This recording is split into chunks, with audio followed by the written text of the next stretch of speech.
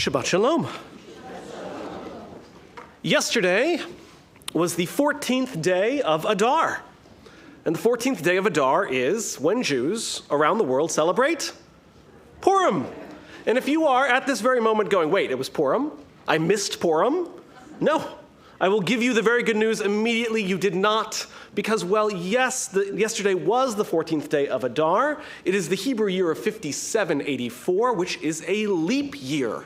And just as we observing the Julian calendar, next week we'll celebrate the 29th of February, which is a leap day, the Jewish calendar has added an entire extra month, the 1st and 2nd of Adar.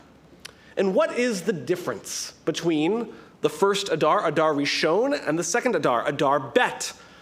And even more than 2,000 years ago, the Jewish people were asking that question. It is one of the very first questions that gets asked in the Mishnah on Mishnah Megillah. And our rabbis here make an exceptional statement. They say there is no difference between these 2 months except for two things. And the first is when we read the Megillah, which only happens in the second month. And the second one is the giving of the gifts to the poor. But in every other way, in a leap year like ours, the observance of Purim is meant to be the same. And what that means, in a very kind of long-winded way of saying, is that we are supposed to be happy right now. That even though we won't celebrate Purim for another month, the joy of Purim is supposed to have entered into our lives as fiercely and as intensely as if we were celebrating Purim right now. Misha nichnas Adar marbim besimcha. Adar comes in, joy increases. It doesn't say, except when there's a leap year. No, when Adar comes in, joy goes up. Adar is here. Now we should be happy. So why is it so hard? Why is it so hard right now to be happy? And I suppose the answer is self-evident. This week I was bombarded by articles and think pieces from brilliant writers detailing the vast sorrows afflicting the Jewish people at this time. And I did not feel happy. I felt pain in my heart. Dara Horn, author of People Love Dead Jews, wrote an incredible essay about the oldest lie, anti-Semitism. You can find it in The Atlantic.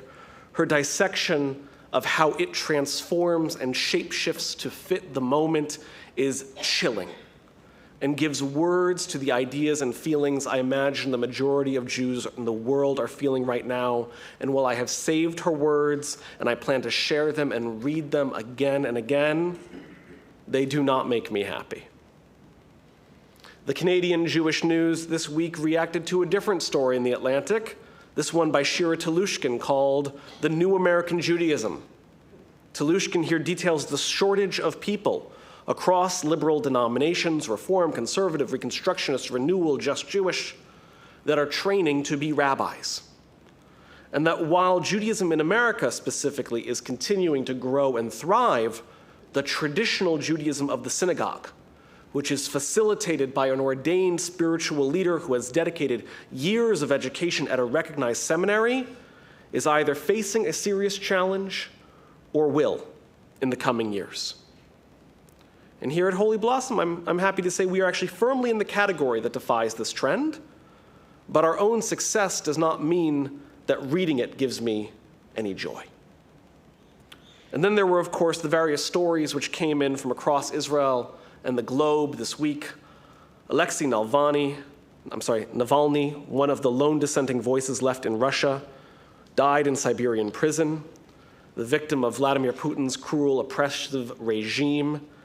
And if you've not yet taken the time to read the stunning letters that were written between him and Natan Sharansky, the great heroic refusenik of a previous generation, I implore you to. They are worth reading. They are worth studying.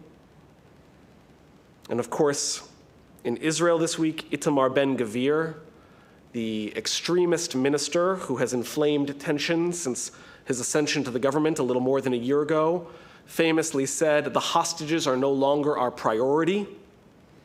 And then, if that was not enough, he went and attempted to create a ban of Muslim visitors from going up to the Temple Mount during Ramadan for this coming year, a choice that every time a similar decision has been made in the past has always led to innocent people being murdered. And that's a lot of bad news. And it doesn't even, of course, include that it has been 140 days, as Noah said, since October 7th. And so it would not be unfair right now if you consider that maybe, perhaps, dare we say it, maybe our sages are wrong. Maybe Adar is not a time for joy. Maybe this isn't a time for joy. Maybe this needs to be a somber Adar for a somber world. And if that is where you are, I do not fault you, but I do feel that it is both my moral and my spiritual obligation to disagree. In Deuteronomy 16, God is describing the Chag and says, "You shall be happy in your festival. With your sons and your daughters, your servants, the Levites, the strangers, the orphan, the widow, all your community, you shall be nothing but happy."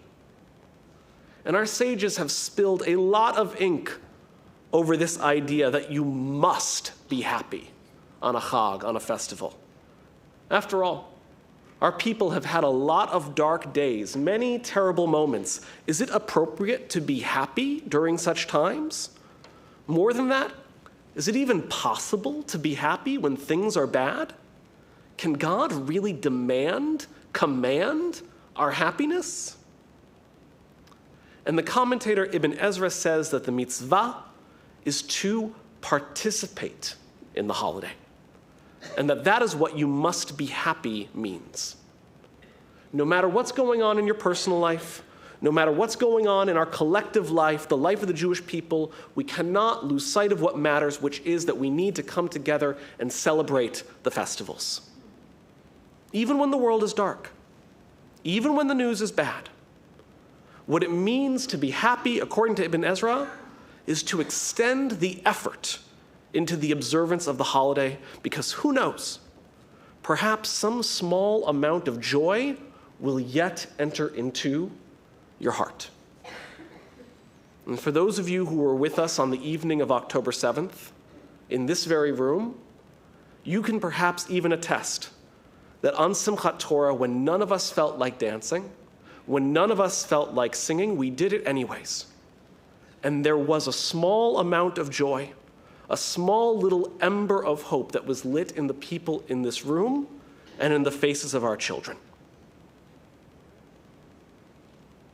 Rashi disagrees. He argues that you need to pay more attention to the end of the statement than the beginning. Do not read, "You shall be nothing but happy" as a commandment. God is not trying to tell you your emotions. No, says Rashi, read it as a promise. Read it as a promise that there will come a day when your festivals will bring you nothing but happiness.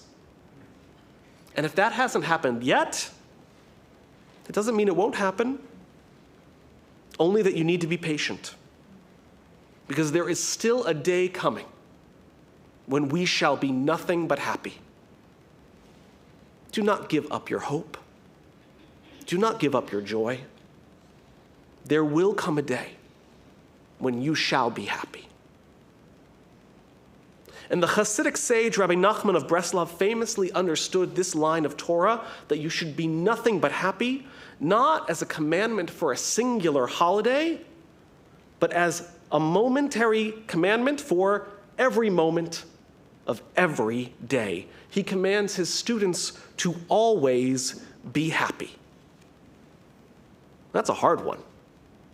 And more than that, there's some terrible irony in it, because Rabbi Nachman himself suffered from a terrible emotional pain. He describes in his work the black bitterness, the mara shechora, which filled up his mind and his heart, something we would understand today as depression. a depression that he spent his entire life fighting, and that the only medicine that he had in his life to fight it was joy. His great work is called the Likutei Moharan. And in it, he teaches the following idea about happiness and joy and how he has battled his own personal sorrow. And he says, let me tell you a mashal. Let me tell you a parable. That there are people, and they are happy, and they are dancing.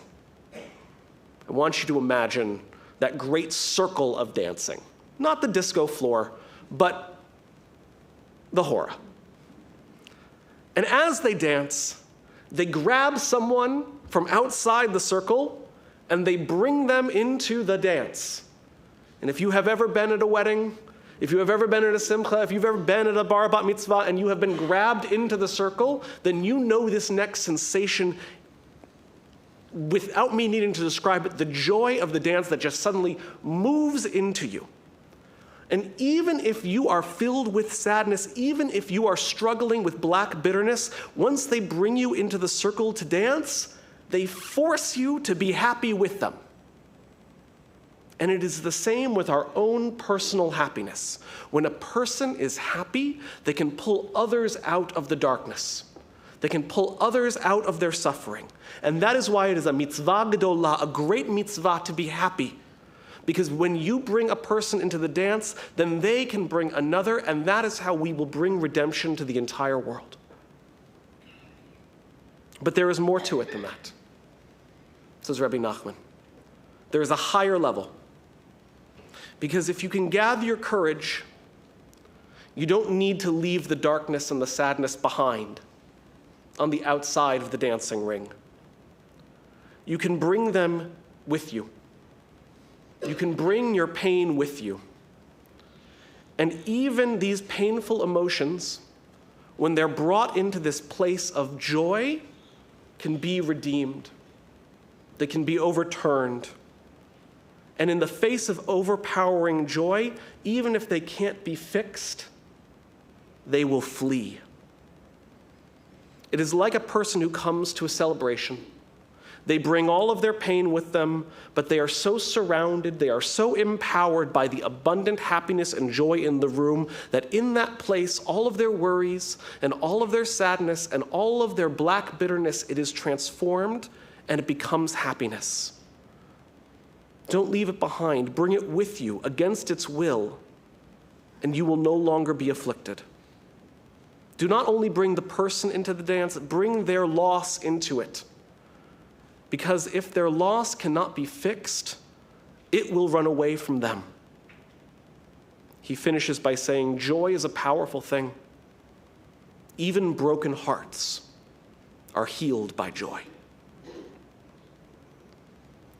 Right now, it is both Adar, a time of joy, and it is a time filled with loss and darkness and sadness. But that second fact does not need to negate the first. It does not mean that we cannot find happiness inside of this time, even alongside the negative feelings that surround us. But only if we are willing to dance. The only way that we can lift up this darkness is if we are willing to dance. Only if we are willing to be dragged in and to drag others into. Only if we are willing to celebrate our holidays and not just share the news of the week. And that is the message I feel must come in both loud and clear this Shabbat. There are so many ways right now to engage with Judaism, to be part of the Jewish community. And one perspective, one very strong perspective, is the perspective of Jewish resilience. That Jewish resilience relies on you being as informed as you can be and advocating as much as you can be and being as public in defiance as you can be, and that you need to post this and you need to share this and you need to sign this, you need to wear this, you need to go to this rally, you need to be on this mission, etc., etc. And all of that is true.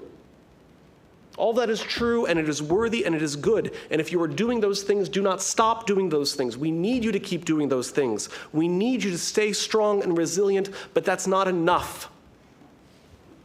We also need Jewish joy.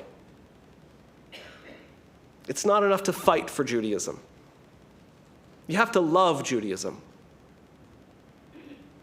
You need the redemptive power of joy and happiness to take all of that resilience and lift it up into something that will make us happy. We need Purim.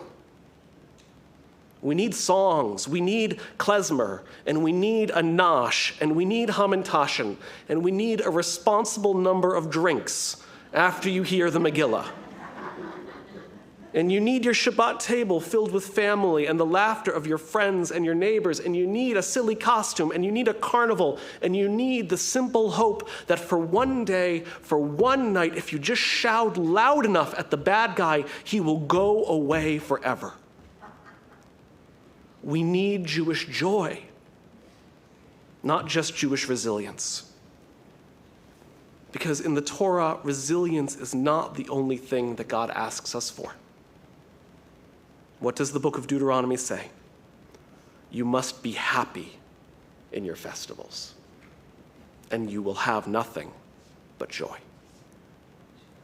Chag Purim Sameach, 1 month early, and exactly on time. La la la la la la la la la la la la la la la